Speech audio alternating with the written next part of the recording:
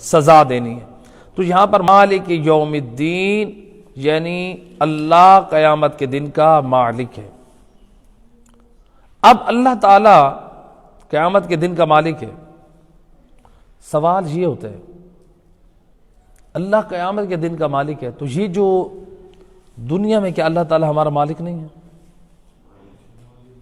اللہ تو ہمارا دنیا میں بھی ہمارا مالک اللہ ہے نا۔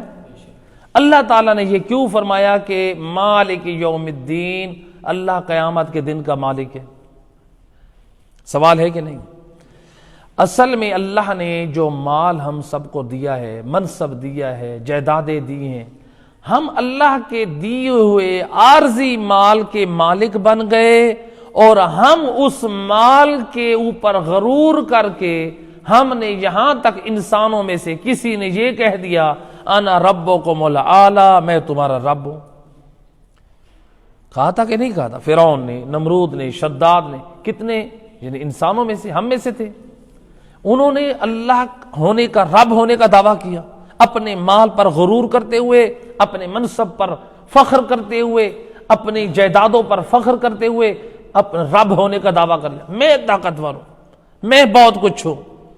اللہ تعالیٰ یہ سمجھانا چاہ رہا ہے اے میرے عطا کردہ مال، اے عارضی مالک بننے والو، رب ہونے کا دعویٰ کرنے والو، دنیا میں تو تم مالک ہو مجازن، حقیقتاً پھر بھی نہیں ہو، کیونکہ سب کچھ دیا تو میں نے ہے۔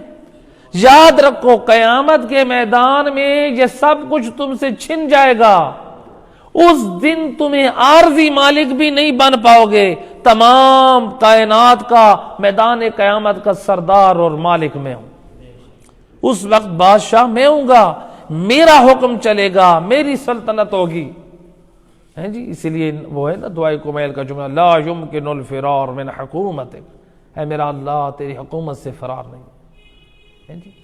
ہم دنیا میں بھی اللہ تعالیٰ کی حکومت سے فرار ممکن نہیں ہے۔ ہم جتنی بھی نافرمانیاں کر لیں، ہم کہیں کہ ہم یہ اپنی محنت سے کما رہے ہیں، اپنی محنت سے کہاں کما رہے ہیں؟ اللہ نہ چاہے تو ہم صفر رہیں، اللہ چاہے تو ہم اپاہج ہو کر بستر پہ پڑے رہیں۔ آج ہمارے بدن کو طاقت دی ہے تو رب کی ذات نے، آنکھوں کا نور دیا ہے تو رب کی ذات نے، بولنے کی طاقت دی ہے تو رب کی ذات نے۔ ہم تو ہر سانس میں بھی اللہ کے محتاج ہیں، پھر کیوں تھوڑی سی دنیا مل جائے تو ہم فخر کریں، دنیا والوں پہ غرور کریں، اپنے آپ کو ہم کل سمجھنے لگ جائیں؟ اصلاح ہونی چاہیے قرآن کی نگاہ میں اور آل محمد کے فرمان میں۔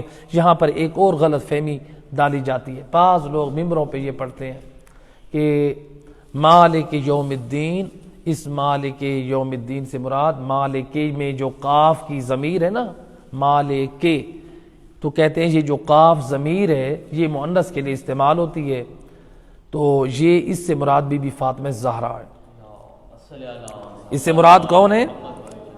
اس سے مراد بی بی فاطمہ زہرا ہے۔ وہ کہتے ہیں یہاں پر قاف ضمیر نہیں ہے، مؤنث کی ضمیر نہیں ہے، کا کما کم، کے کما کننا، یہ مؤنث کی ضمیر ہے، یعنی کے یہ واحد مؤنث کی ضمیر ہے، کما کننا یہ تین ضمیریں استعمال ہوتی ہیں، تو لہذا یہ کے جو ہے نا یہ یہاں ضمیر نہیں ہے۔ اگر ہم یہاں پر کہیں کہ مالے کے، ایسے ہے کہ نہیں ہے؟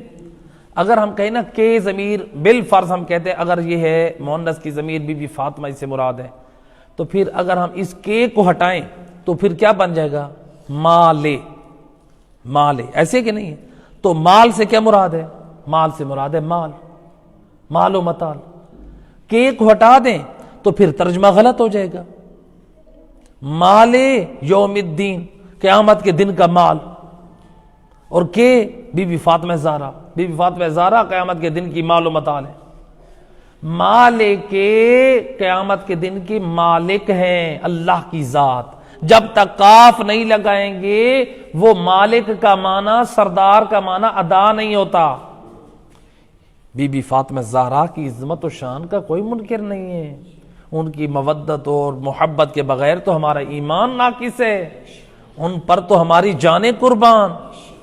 ہمیں دین ملا ہے تو بی بی فاطمہ زہرا اور ان کی پاک آل کے دروازے سے، لہٰذا جہاں قرآن میں عظمت بیان ہوئی ہے بی بی زہرا کی، وہ معنی وہ تسلیم ہے، لیکن یہاں پر ایسا غلط ترجمہ کر کے ایسی چیزیں بیان کر کے ہم اس کا کیا کر رہے ہیں؟ ہم سادہ لوگوں کو واہ واہ تو لے لیں گے، لیکن اس سے ہم نقصان اپنے مذہب کا کریں گے۔ ہم تحریف قرآن ترجمے میں بھی کر رہے ہیں اور معنی میں بھی کر رہے ہیں، تو ہم یہ بہت بڑا گناہ کر رہے ہیں تحریف قرآن کر کے۔ تو لہٰذا کسی بھی سنی شیعہ عالم دین نے اس کا ترجمہ بی بی فاطمہ زہرا کا معنی نہیں لیا، وہ ترجمہ قرآن غلط کرتے ہیں، یعنی قرآن سے کے ترجمے سے صحیح واقف نہیں، تو غلط فہم یہ غلط ترجمے کر کے گمراہی پھیلاتے ہیں، جس سے مذہب کا بھی نقصان، اسلام کا بھی نقصان، دین کا بھی نقصان۔ لہٰذا اس لیے اہل علم کے سامنے بیٹھے، آل محمد کے علم کے ورثاء جو ہیں، علماء ہیں، ان کے سامنے بیٹھیں گے تب ہمیں صحیح حقائق ملیں گے۔ تو یہاں پر مالک یوم الدین، تو لہٰذا اس سے مراد روز جزا کے دن کا مالک اللہ ہے، یعنی اللہ سبحانہ و تعالی نے ثواب اور جزا دینی ہے۔